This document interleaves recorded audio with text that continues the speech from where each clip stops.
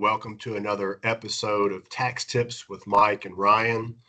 Today we're going to be talking about a form that pretty much impacts everyone, seems to cause a lot of confusion, and we're talking about Form W-4. And it's one of the most important forms that you're going to fill out. The W-4 is called the Employee's Withholding Certificate. And so whether you start a new job, you have a big life change, for example, you get married, you have a new child, or you just want to make sure you're not over or under withholding, we're going to walk you through how to properly fill out the W-4. And so to get things started, the question is, what is the W-4? Anybody who works for someone else, if you're self-employed, whatever, we've all seen the W-4, and it causes a lot of confusion. And that confusion can lead to large tax bills at the end of filing season or large tax refunds. And so the W-4 tells your employer how much federal income tax to withhold from your paycheck, basically. So if you get it wrong, you could end up with a big tax bill or a big refund at tax time.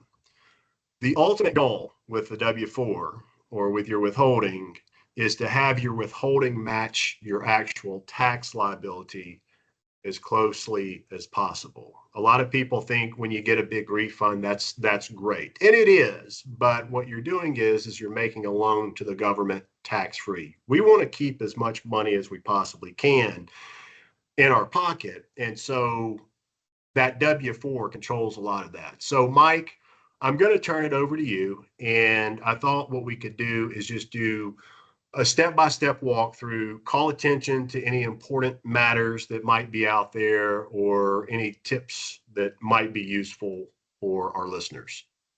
Sounds good. On Form W-4, which, as Ryan, you said, every employee who works a W-2 job will have to fill this out for their employer.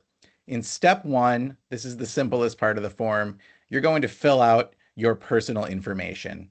Fill in your name, address, social security number, and then your filing status. That would be single if you're unmarried, or if you are married, married filing separate or married filing joint.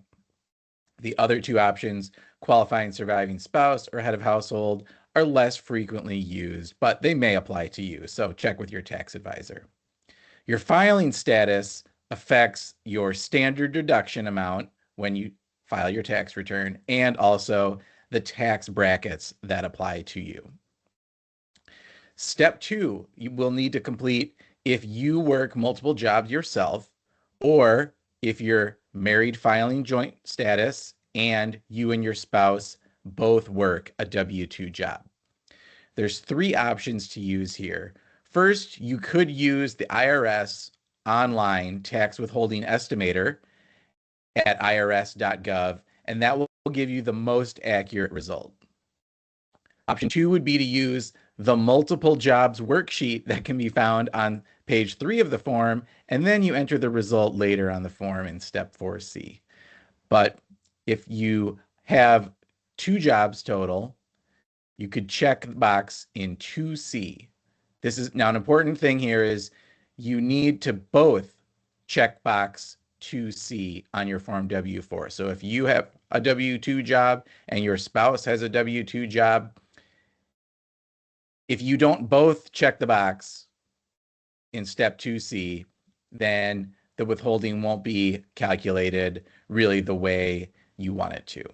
Okay, so Mike, right here, I want to emphasize that you really have to coordinate with your spouse.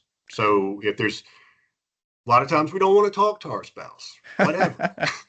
But how often do you talk to your spouse about taxes? Very rarely, but keep it in the back of your mind if there is a new job or, like we mentioned earlier, a new life event.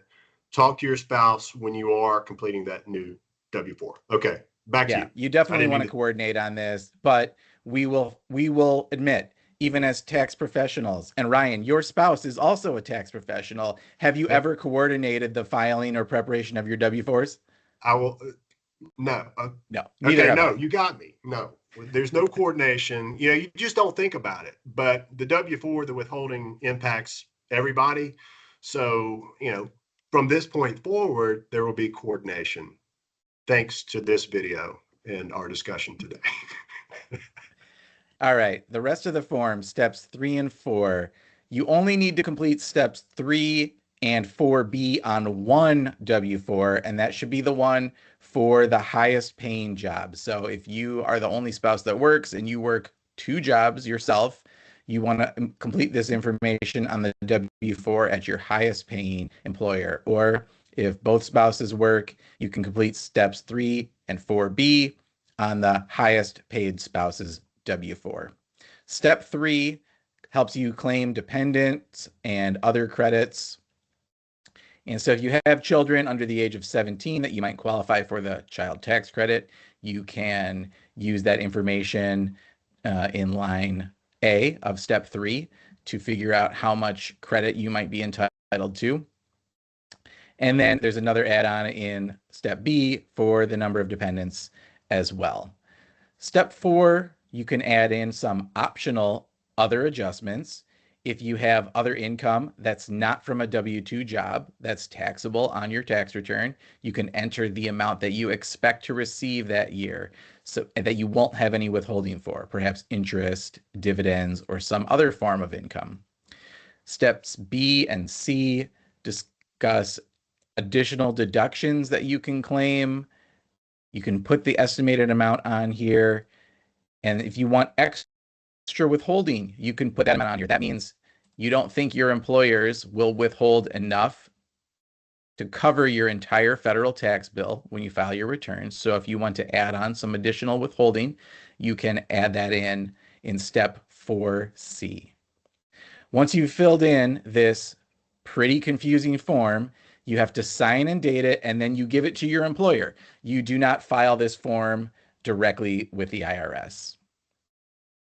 Should we talk about a few common mistakes to avoid? Why don't we do some mistakes and maybe some tips for getting it right, I guess we could say. Sounds good. A few common mistakes to avoid. 1, not updating your W-4 information after a major life event. You get married, you're divorced, you have a new child born, or you change jobs or have a significant change either up or down in your income.